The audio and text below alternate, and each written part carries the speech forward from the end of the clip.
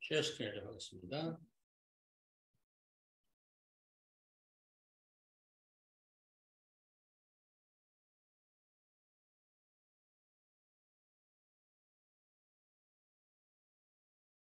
오케이.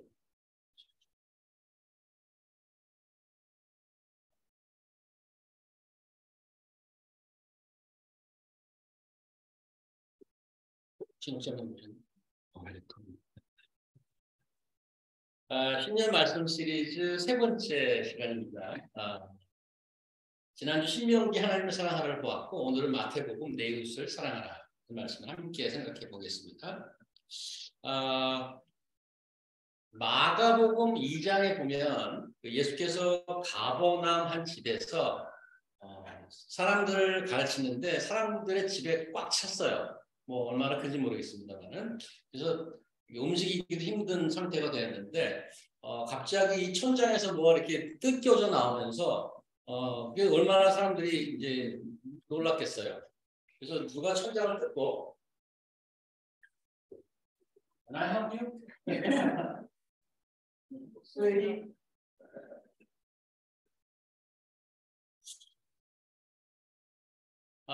그 사람이 내려오는 거예요. 이제 설교하는 도중에. 그래서 예수님의 설교를 듣던 사람이 깜짝 놀라서 모든 시선이 그 사람과 그 예수님께 이제 딱 고정이 됐죠. 이 사람이 어떻게 될까? 예수님이 이 사람을 고쳐주실까? 그렇게 생각하다가 예수님께서 아주 예상치 못한 말씀을 합니다.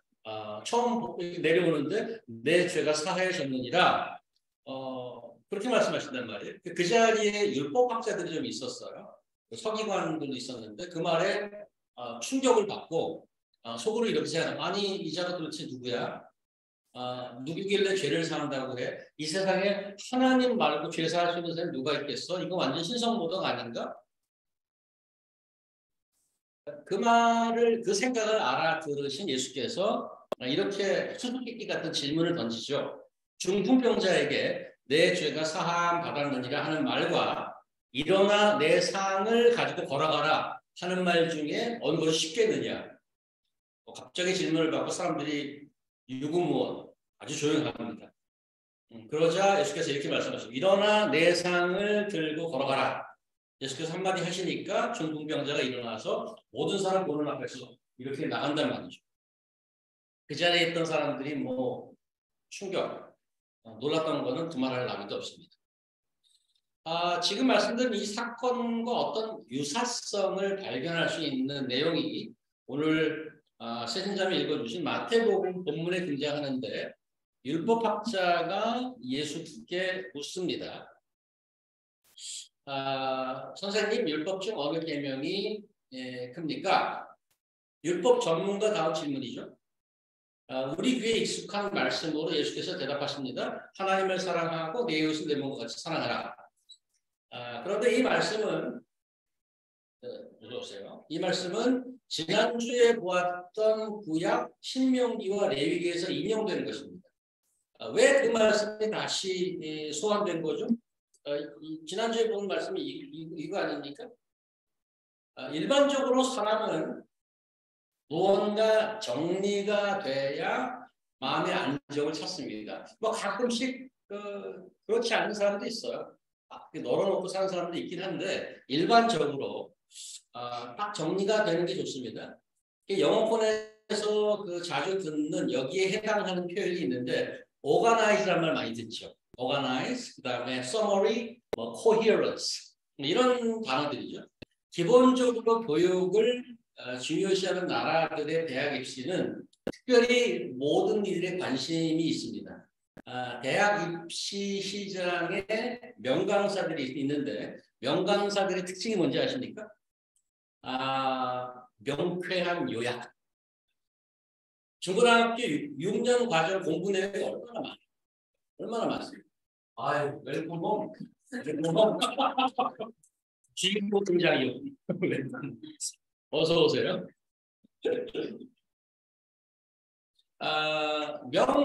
명강사라면 학생들이 그것을 머릿속에 잘 정리하여 입시에 최고점 할 수 있도록 도와줘야 하는데 기가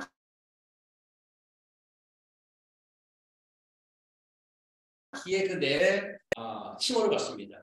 여기도 좀 우리 교회도 선생님들이 많잖아요. 대학에서 가르치시고 이제 그런 분들이 많은데 요즘은 또 그 선생님도 레이트를 매기더라고. 또 그 학기 끝나면 그 설문지 내야 그러죠. 그러면 좀 기분이 어떨까 모르겠습니다. 저는 그 포지션에 있어 보지 않아갖고 학생들 설명을 선생을 평가하잖아요. 뭐가 뭐 어떻고 설명을 잘한다, 강의를 뭐 어떻다, 숙제가 많다 적다, 뭐 점수를 짜다, 뭐 그런 거 이제 쫙 주는데 실제로 이제 시중에 나와 있는 교재를 보면 꼭 들어가 있는 단어들이 있습니다. 예를 들어서 이제 뭐 여기 보면은 5분 정리 라는 말이 딱 들어있죠. 그리고 이제 보시면 뭐 이런 거 보면 여기 보면은 요약, 그다음에 이제 또 보시면 핵심 요약, 이런 책들인데 여기 보면 핵심만 모은 강의, 개념 요약, 이게 정리, 요약, 핵심 이런 단어가 항상 들어가 있어요.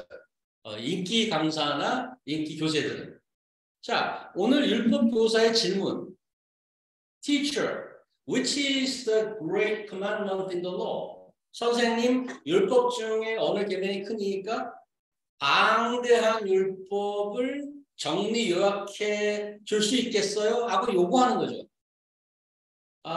보통 오늘날 우리가 구약이라고 부르는 것을 성경은 율법과 선지자라고 이제 어떤 수고가 있는데 율법은 모세가 기록한 모세오경, 성경의 제일 첫 창세기, 출애굽기, 레위기, 민수기, 신명기 5개 책을 말하는데 구약의 이 첫 5권 속에 하나님이 명령하는 율법이 몇 개쯤 들어있을 것 같아요.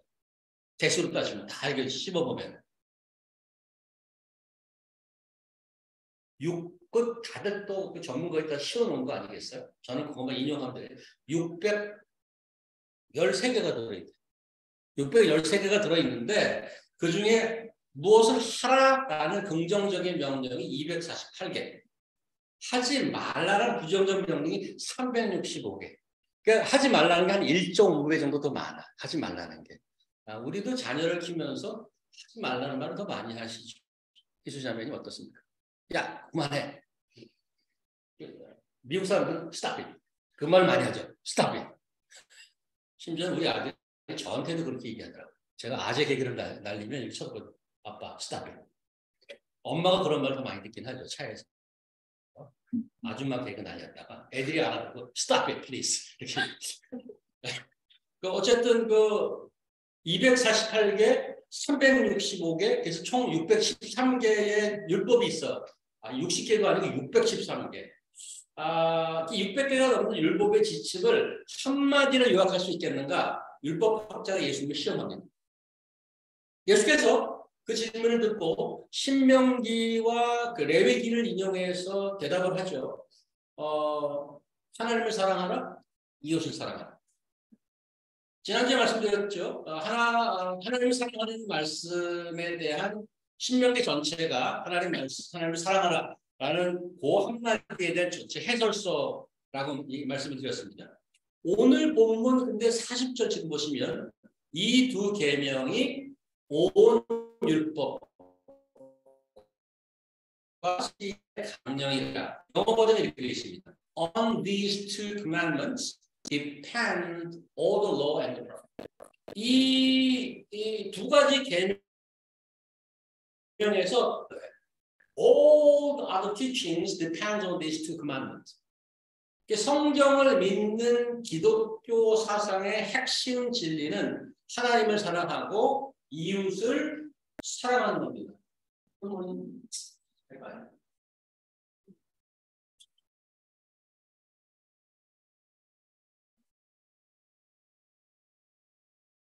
2023년 신년 말씀 시리즈 주제를 사랑으로 잡았는데 성경의 여러 가지 주제 중 한 가지를 선택한 것이 아닙니다. 성경 전체를 아우르는 핵심을 다시 한번 확인하고 가자는 거죠. 자, 그렇다면 하나님은 어떻게 사랑하고 이웃을 어떻게 사랑해야 하겠는가 하는 거죠. 하나님은 어떻게 사랑해요? 내 마음과 목숨과 뜻을 다하여 사랑하는 거예요. With all your heart, with all your soul, and with all your strength. 하나님은 비교 대상이 없으세요. 절대 창조주이시고 우리 인생의 주인 되시는 분입니다. 그냥 뭐 취미로 교양으로 인문학 뒤지듯이 하나님을 대하는 것이 아니라 내 온 삶을 들여서 내가 가진 모든 것을 동원해서 하나님을 사랑해야 한다고 이렇게 성경은 말씀합니다. 그게 인간의 취해야 될 삶이요 가야가 길입니다. 자, 그러면 이웃 사랑은 어떻게 하는 것일까요? 오늘 본문을 가지고 독특한 자의적 해석을 하는 분이 있습니다. 이웃을 사랑하려면 자기 자신을 먼저 사랑할 줄 알아야 된다. 왜냐하면 내 이웃을 내 자신과 같이 사랑하라 그러지 않았느냐. 그래서 자신을 먼저 사랑할 줄 아는 자가 이웃도 사랑하는 법이라. 성경을 잘 보다 보면 내가 하고 여기저기 엮어서 다 할 수 있는 머티리얼이 있어요. 모든 이단이 그렇게 하는 거예요. 자기가 하고 싶은 얘기가 있는데 이걸 다 찾아 이렇게 찾아서 엮어서 이렇게 딱 주는 거예요. 편집발이죠. 근데 컨텍스트는 다 무시하고. 현대에 들어서 성서 해석이 많이 뭐 역사에 따라서 많이 바뀌는 특별히 현대의 성경 해석은 굉장히 사이코로지컬하고 세라퓨틱합니다. 그런 트렌드가 강해져서 이 구절을 갖고도 그렇게 보는 이들이 있는데 성경이 통전적으로 가르칠 인간에 대해서 잘 모르는 소치입니다. 인간의 근본적인 문제는 하나님을 하나님으로 인정하지 않는 데 있습니다. 자기가 주인 돼서 살고 싶어 하는 것이죠. 역사도 인간 역사도 성경도 인간의 그런 이야기로 가득 차 있습니다. 그래서 죄의 본질적인 특징은 자기중심적이며 이기적인 거죠. 우리 아이들에게 야, 너 살다 보면 나쁜 사람 많아. 어려운 일도 많이 있을 거야. 너 이기적이 되도록 훈련하고 노력해. 이렇게 가르칠 필요가 전혀 없다는 거죠. 왜? 이미 이기적으로 돼 있어요. 그렇게 태어난 인간은. 자기중심적으로 태어난. 이게 무서운 죄의 영향력입니다. 마태복음 산상수훈의 결론 부분에 가면 내 이웃을 내 자신처럼 사랑하는 말을 조금 다르게 표현하고 있는데 그걸 한번 소개해 드릴게요. 해선자님. 무엇이든지 남에게 대접을 받고자 하는 대로 너희도 남에 대접하라. 이것이 율법이요 통치자니라. 영어도 한번 해주세요. So in everything do others what you would have them do to you. For this sums of the law and the prophets. 우리 오늘 본문의 율법과 선지의 강령이라 하는 말씀이 있었는데 여기도 마찬가지예요. This sums up the law and the prophet. 그러니까 이 표현과 내 이웃을 내 자신과처럼 사랑하라는 건 같은 내용이라는 거예요. 남에게 대접을 받고자 하는 대로 너희도 남을 대접해라. 자, 이 말을 듣고 이웃을 사랑하려면 자기를 먼저 사랑하라 이렇게 들리나요? 전혀 아닙니다. 모든 인간은 말하고 가르쳐주지 않아도 이미 이기적입니다. 자기만 생각하고 자기 중심적이에요. 그게 자연스러워요. 이웃을 내 몸과 같이 사랑하라는 말은 self-centered, 원래 self-centered인데 self-centered에서 self-giving이 돼야 되고 self-centered에서 other people-centered로 완전히 변화하고 옮겨가라는 명령. 이게 이웃을 사랑하는 방법입니다. 자, 오늘 본문에서 또 한 가지 중요한 포인트가 있는데 우리가 새 신년 말씀 세리 주제를 사랑으로 잡은 것은 성경 전체의 가르침이며 기독교 사상의 중심인 사랑을 다시 한번 확인하고 우리도 하나님을 사랑하고 이웃을 사랑하는 삶을 살기 위함입니다. 그래서 오늘 본문에 예수께서 하나님을 사랑하고 이웃을 사랑하라는 말씀을 하게 된 동기 또 왜 그 말씀을 하게 되었는지를 살펴보고 그 예수님의 말씀을 들은 자들이 어떻게 그 말씀을 순종했는지 살펴보는 것이 필요합니다. 다시 본문으로 이제 돌아가겠습니다.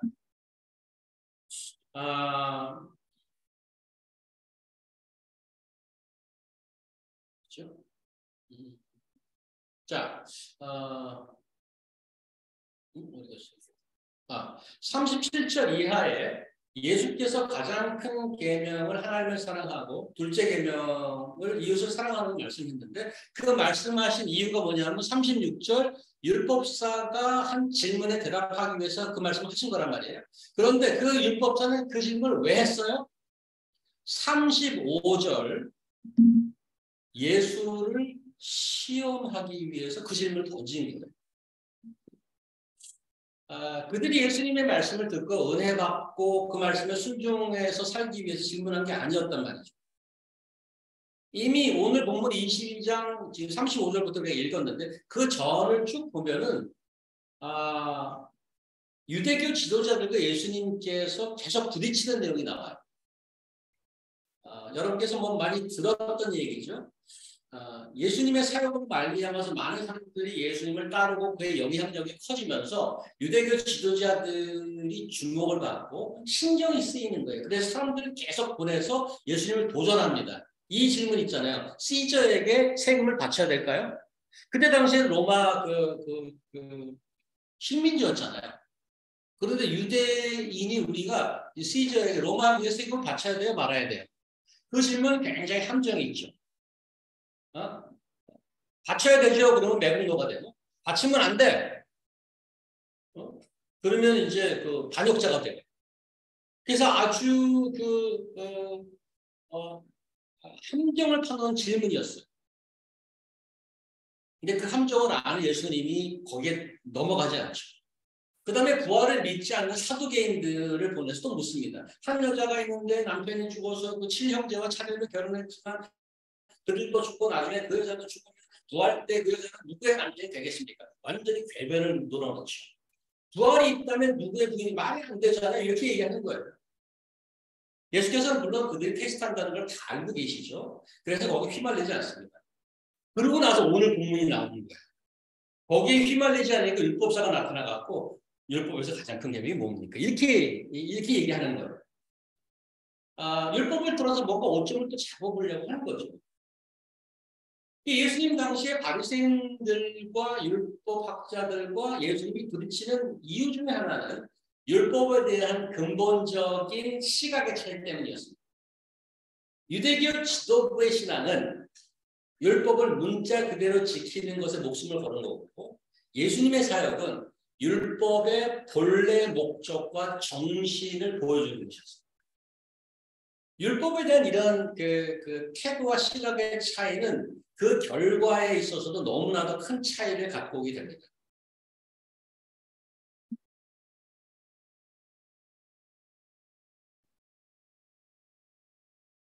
이사야서 한번 볼까요? 이사야서. 수많은 질문이 나에게 무슨 질문이 있느냐? 너희가 수양이나 짐승의 이름으로 드리는 질문에 대해 입증이 난다. 나는 수송아지와 어린 양이나 수양의 피를 구하지 않는다. 누가 너희에게 성물을 가져오라고 했느냐? 너희는 내 말함과 밟을 뿐이다. 너희는 구하지 않은 재물을 더 이상 가져오지 같이 한 재물을 더 이상 가져오지 마라. 너희가 분양하는 것도 싫고 너희가 초하루와 안식일과 그 밖의 명절을 지키고 종교적인 모임을 가지면서도 악을 행하는 것을 내가 참아 볼 수 없다. 너희가 지키는 초하루와 그 밖에 지정된 명절을 내가 싫어하는 것은 그것이 오히려 나에게 짐이 돼 내가 감당하기에도 지쳤기 때문이다. 너희가 하늘을 향해 손을 들어도 내가 보지 않을 것이며 너희가 아무리 많이 기도할지라도 내가 듣지 않을 것이다. 너희 손에 죄 없이 죽은 사람들에게 너희는 자신을 씻어 깨끗이 하고 내 앞에서 너희 악을 버리고 제된 생활을 청산하라. 선하게 사는 법을 배우고 정의를 추구하며 학대받는 자를 도와주고 부활을 보호하고 과부를 위해 떠나라. 지금 보시다시피 율법의 문제는 이게 지금 이사야서는 이미 구약 시절입니다. 나라가 거의 망하 직전이나 직후나 이 구약 시절의 근본적인 문제가 율법을 열심히 잘 지키는데 그걸 하나님께서 싫다고 합니다. 본래 정신을 잊어버린 거죠. 이 율법에 대한 이런 것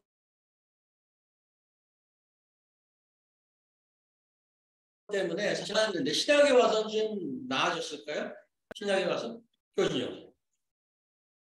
예수께서 다시 회당에 들어가시니 한쪽 손 멀른 사람이 거기 있는지라 사람들이 예수를 고발하려 하여 안식일에 그 사람을 고치시는가 주시하고 있거늘 예수께서 수많은 사람에게 이르시되 한가운데 일어서라 하시고 그들에게 이르시되 안식일에 선을 행하는 것과 악을 행하는 것 생명을 구하는 것과 죽이는 것 어느 것이 옳으냐 하시니 그들이 잠잠하거늘 그들의 마음의 완악함을 탄식하사 노하심으로 그들을 둘러보시고 그 사람에게 이르시되 내 손을 내밀라 내밀매 그 손이 회복되었더라.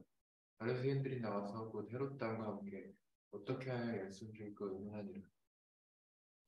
여기 보면은 그들의 마음의 완악함을 탄식하사 노하심. 예수님 화가 나셨어요. 뭐에 화가 났냐면 이 율법학자나 이 전문가들이 안식일을 지키는 거에 지금 딱 목숨을 걸고 있는데 안식일에 아무것도 하지 말라는 구약의 룰이 있어요.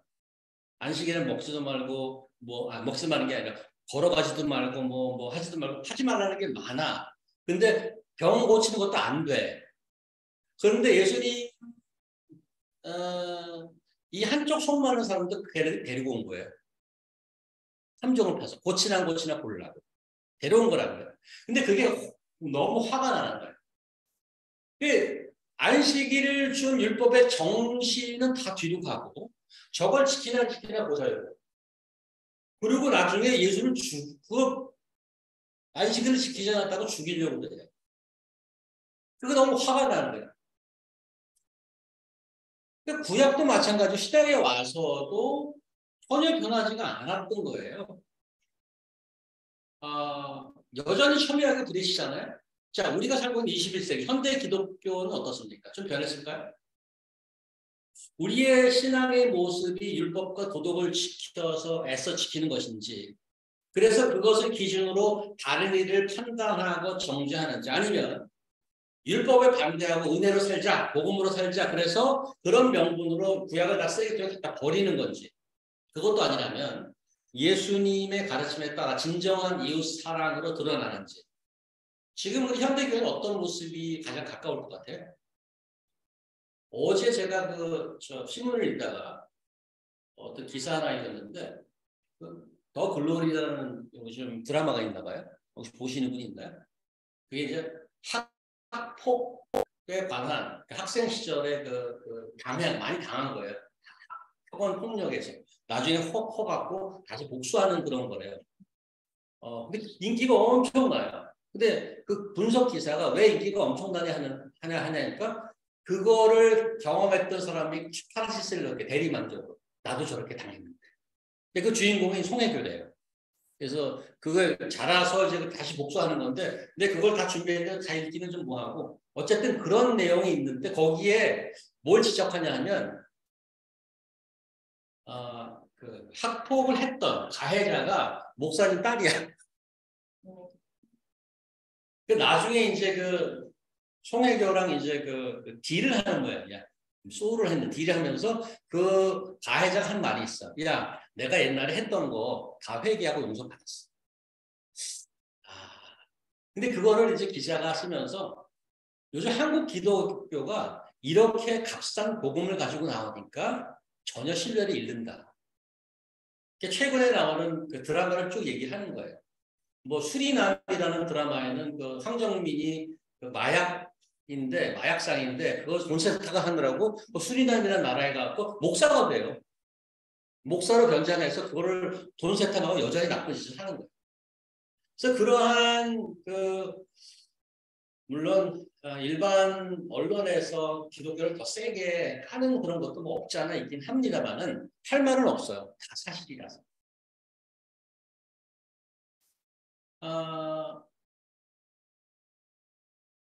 예수님과 유대교 지도자들이 부딪혔던 문제와 현상이 현대 교회에서도 생생하게 살아남아 있다고 봅니다. 지금. 기독교 위상은 뭐 거의 바닥을 치고 있죠 지금. 제가 한국의 우리 한국 GCC에 이성준 목사님이 이제 전도를 하려고 가면은 그 사람들이 그런데요. 아니 아직도 교회 다니는 사람이 있어요? 이게 반응이에요. 많은 젊은이들이 교회에서 떠났다는 거예요. 교회 목사와 사기꾼이 동의어예요. 목사와 사기꾼이 동의어라니까. 그러니 그 밑에 있는 사람들을 어떻게 보겠느냐.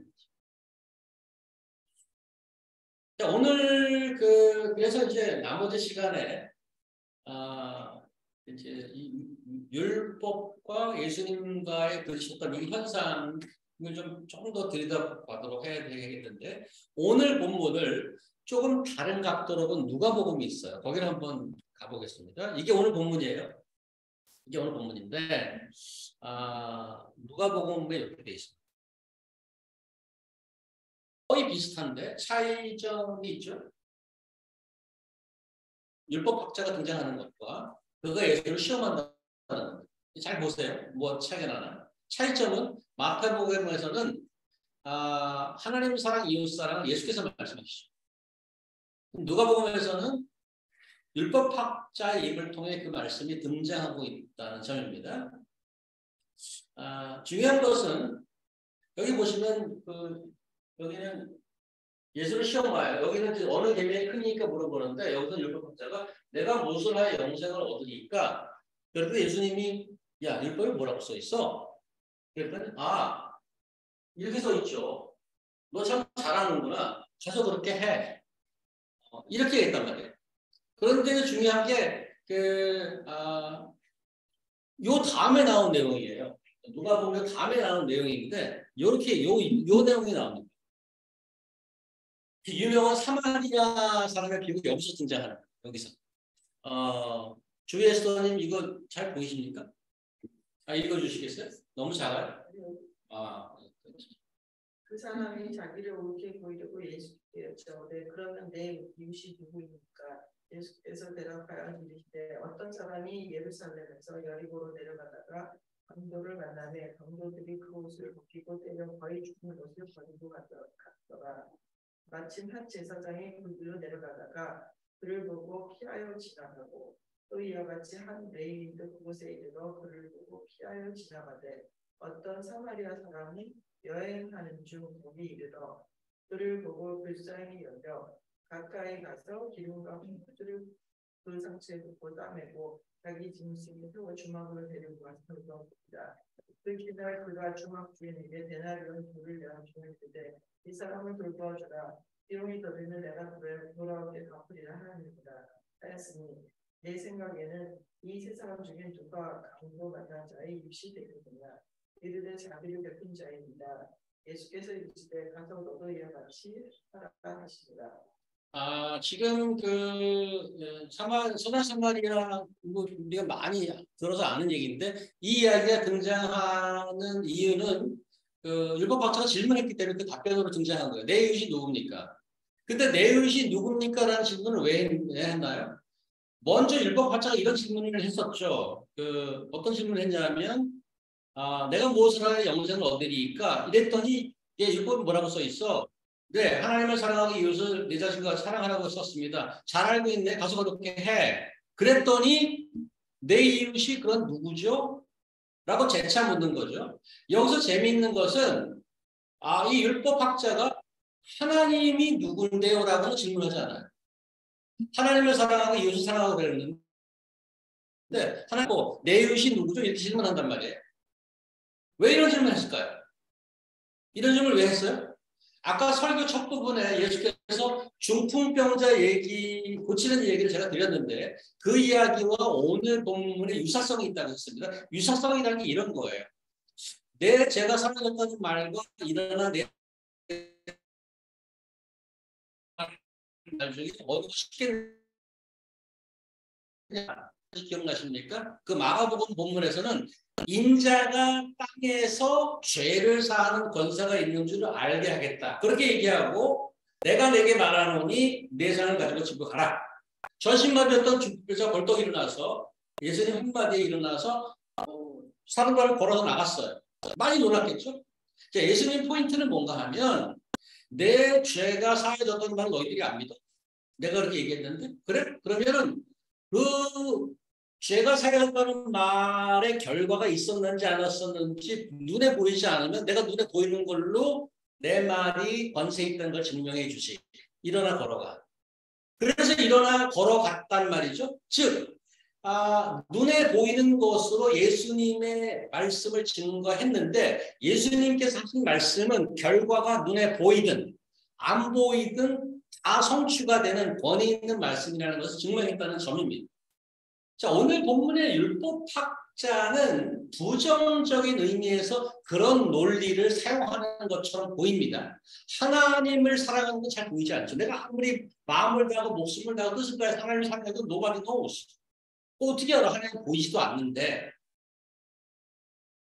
그래서 보이는 이웃을 알려주면 내가 사랑하겠다. 그러면 내가 하나님을 사랑한다 증명되는 거 아니겠느냐? 그래서 29절에 내 이웃이 누구냐 하는 질문이 나온 건데 여기서 치명적인 게 있습니다.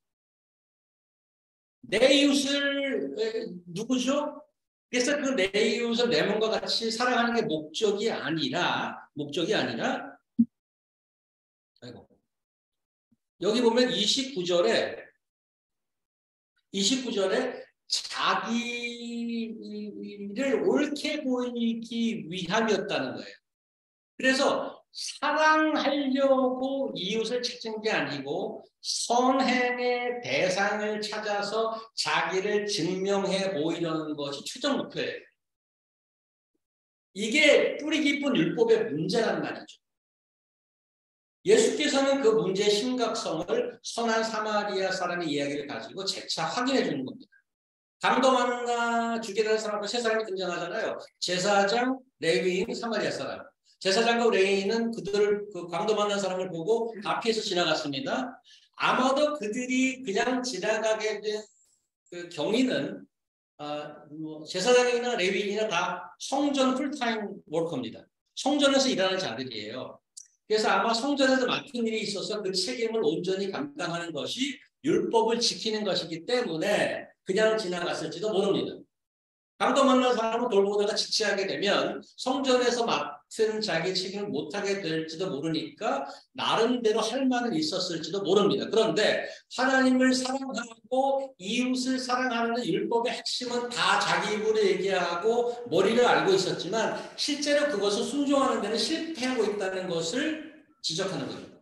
여기서 제사장과 레위인은 유대교를 대표하는 상징입니다. 정통 유대교 혈통을 이어간다는 제사장과 레위 사람은 율법의 핵심이라고 자기들이 고백한 하나님 사랑, 이웃 사랑에 대해서는 완전히 실패하고 그들이 멸시하고 있던 사마리아 사람이 오히려 율법의 완성을 보여주고 있는 거죠. 선한 사마리아 사람의 이야기의 클라이맥스는 36절 예수님의 질문입니다. 율법학자는 29절 그러면 내 이웃이 누굽니까? 라고 질문하잖아요. 근데 36절 예수님이 다시 반문하죠. 야, 내 이웃인 이 사람이 이렇게 얘기하지 않고 내 생각에는 이 세 사람 중에 누가 강도 만난 자의 이웃이 되겠느냐. 이거는 조금 생각하셔야 되는데 내가 사랑해야 될 이웃을 누가 정하느냐의 문제라고 얘기하는 겁니다. 사랑을 베푸는 자가 이웃을 정하는 것이 아니라 그 대상을 정하는 것이 아니라 도움이 필요한 사람, 사랑받을 사람이 이웃을 정하는 겁니다. 그래서 내 이웃을 내 몸과 같이 사랑하라는 계명 앞에서 우리가 기억해야 하는 것은 도움을 주고 사랑을 베풀 대상을 내가 정하는 것이 아니라 내가 누구의 이웃이 되겠는가를 살펴야 되는 거죠. 즉 도움이 필요한 이들 앞에 내가 그 이웃이 되어줘야 되는 거죠. 그게 왜 중요하죠? 왜 중요하냐면 오늘 율법학자의 뿌리 깊은 문제가 있었잖아요. 이웃 사랑을 내가 옳다는 것을 저스티프하기 위한 수단으로 사용하고 있는데 사실 우리 안에도 그런 경향이 있는 거죠. 내가 이웃을 정하고 그 사람을 사랑하고 나를 정당화시켜. 우리가 아주 작게 지원하는 중국의 동행학교가 있잖아요.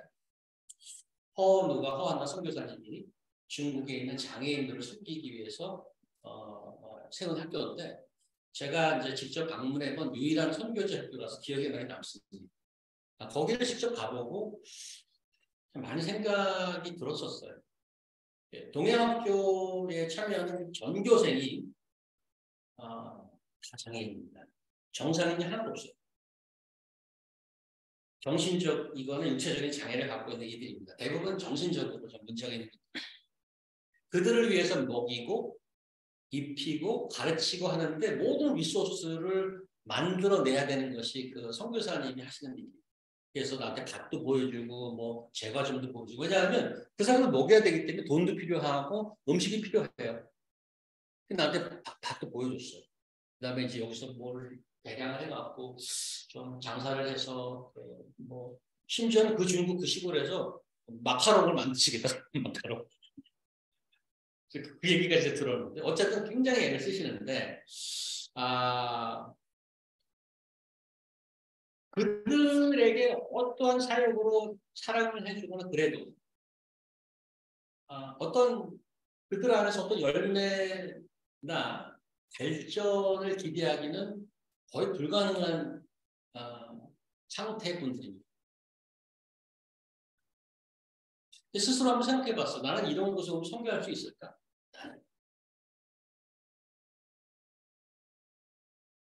예수님을 믿고 남을 배려하고 희생하는 것은 뭐 어느 정도 감당할 수 있을 것 같은데 나의 희생과 베푸는 사랑의 어떤 결과를 내 인생에서 보고 싶은 마음이 있는 것입니다. 동해학교를 보면서 딱 생각나는 말이 있었어요. 동해학교를 보고 밑 빠진 독이 물 붓기. 그런데 성경이 말하는 기독교의 이웃사랑이 바로 그런 거라고 보여요. 밑 빠진 독이 물 붓는. 연말이 되면 일종의 연말 정산하듯이 여러 군데 편지가 날아오잖아요. 각 기관에서. 도네이션 하는 편지도 많죠. 그 중에 이제 월드비전에서 두툼한 편지가 옵니다. 월드비전. 저희가 지원한 아이의 사진과 손편지, 뭐 우리가 지원한 돈이 어떻게 잘 사용됐는지 아주 뭐 기분 좋게 편지가 오죠.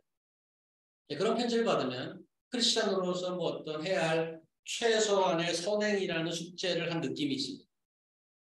마치 일종의 정신적인 보험을 든 것 같은 그런 느낌. 나는 뭐 그냥 내래니까 그냥 부자 주고 매달 뭐 뽑아가죠. 그렇게 작은 돈이라도 뭔가 결과물을 내고 있다고 그 편지가 오니까 스스로 이제 자위를 하면서 그냥 괜찮게 생각하고 있는 스스로를 발견합니다.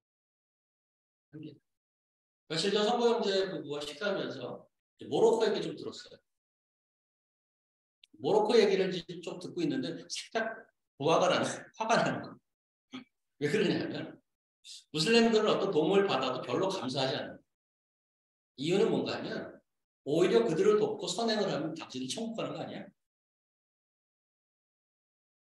그 마인드셋이 그런 거예요. 내가 천국 가도록 기회를 제공하는데 아무리 도와줘도 무슨 감사함이 필요 없대요. 이웃을 사랑하고 그것을 통해 복음을 전하는 것이 크리스찬의 책임이고 사역인데 무슬림 지역의 성교가 어려운 것은 아무리 주고 달래고 뭐 잘해줘도 별로 회개하는 사람, 뭐 세례받은 사람 한 사람 나오기 굉장히 어려워. 열매를 얻기가 어렵다는 점입니다. 그래서 그 얘기 듣다가 화도 나고 제 속에 무슬림 힘들구나, 무슬림 성교 힘들구나 하는 생각이 들었어요. 그런데 그런 내 생각을 스스로 가만히 생각해 보니까 내가 무언가를 해주면 뭔가 결과를 받아야 하는 보상 심리가 있는 거예요. 제 마음속에. 그게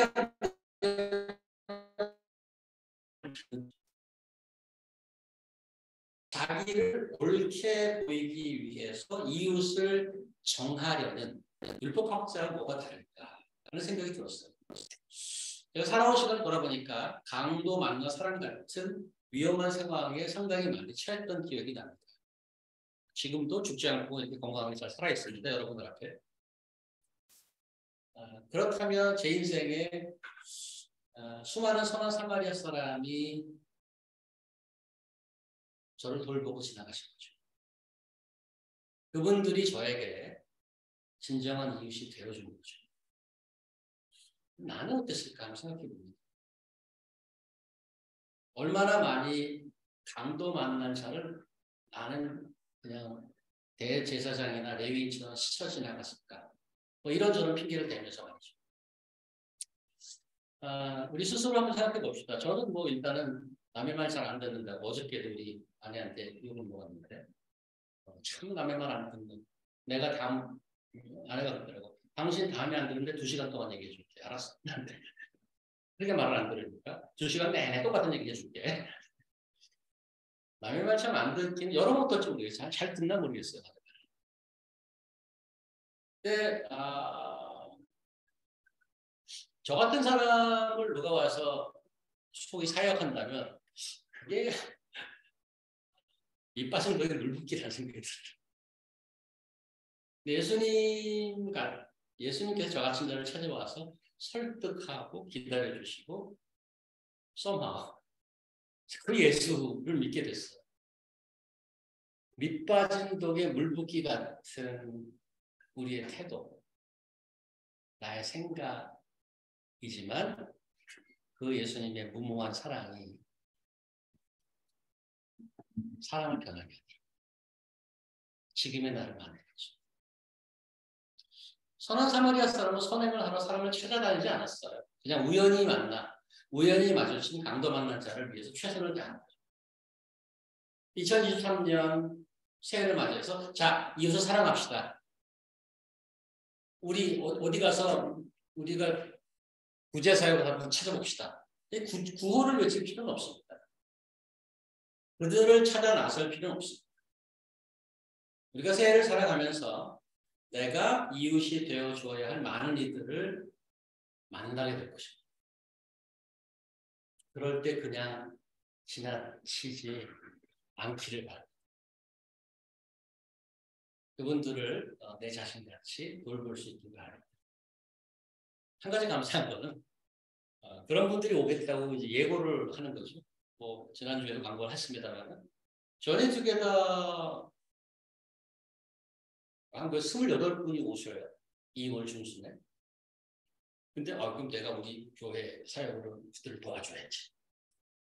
근데 헷갈려요. 내가 그들의 이웃인지 그들이 나의 이웃인지. 어쨌든 하나님께 사람을 만나게 하는 오케이전을 만들어 주셔요. 하지만 하나님께서 만들어주신 그 귀한 관계가 사랑이 넘쳐서 정말 하나님 사랑 맞구나. 우리도 비슷하게 할 수 있구나. 2023년 여러분이 그런 많은 만남들을 통해서 이웃을 사랑하는 감격과 감사를 느낄 수 있기를 바랍니다. 기도하겠습니다. 하나님,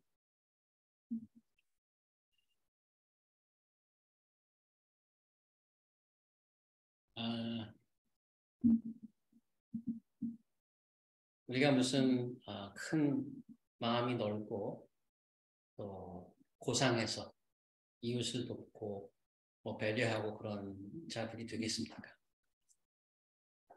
알량한 자기 선전과 자기 저스티피케이션 그거 하나로 만족하며 살아가고자 하는 자들이 아니겠습니까?